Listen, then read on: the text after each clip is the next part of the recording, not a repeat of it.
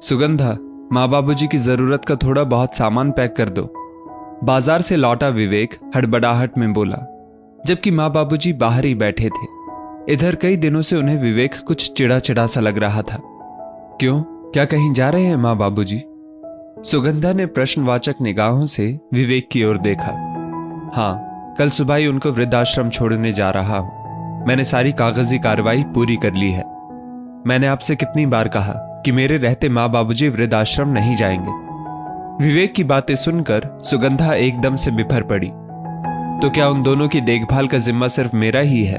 कितनी बार छोटे को फोन कर चुका हूं, लेकिन उसके कान पर जूं ही नहीं रेंगती कि कुछ दिनों के लिए तो कम से कम माँ बाबूजी को अपने साथ ले जाए।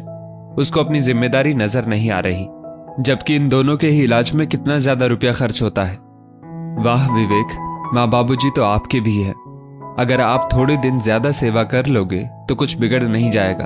और रही बात खर्चे की, तो माँ बाप के ऊपर खर्चे का क्या हिसाब रखना? सुगंधा विवेक की सोच पर खिसियाकर बोली। लेकिन हिस्सा लेने में तो वो सबसे आगे कूद रहा था, और माँ बाबूजी ने भी उस समय मेरे साथ पक्षपात किया। उसको मुझसे ज्यादा सब कुछ दिया, लेकिन अब जब उन लोगों की सेवा का अवसर आया तो वो गायब है। उसे कोई मतलब नहीं। विवेक, माँ बाबूजी ने कोई पक्षपात नहीं किया। जो उसके भाग्य का था वो उसे मिल गया। और वैसे भी माँ बाप किसी की हिस्सेदारी नहीं होते।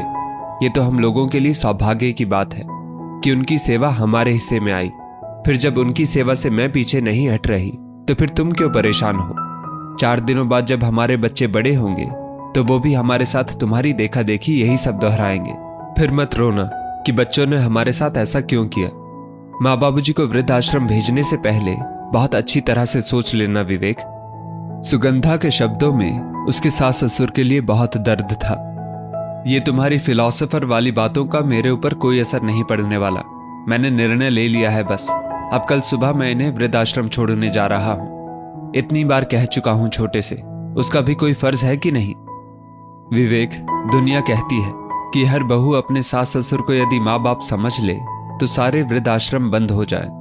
लेकिन यहां तो उल्टी ही गंगा बह रही है कि खुद बेटा अपने माँ बाप को छोटे भाई से चिढ़कर वृद्धाश्रम भेजने के लिए तैयार है। लेकिन हाँ, मेरा फैसला भी तुम कान खोलकर सुन लो। अगर माँ बाबूजी इस घर से वृद्धाश्रम गए तो मैं भी ये घर छोड़कर हमेशा हमेशा के लिए चली जाऊंगी, और फिर अकेले ही संभालना बच्चों को। मुझसे कोई उम्मीद ना करना। और हाँ, ये मैं धमकी बिल्कुल भी नहीं दे रही हूं।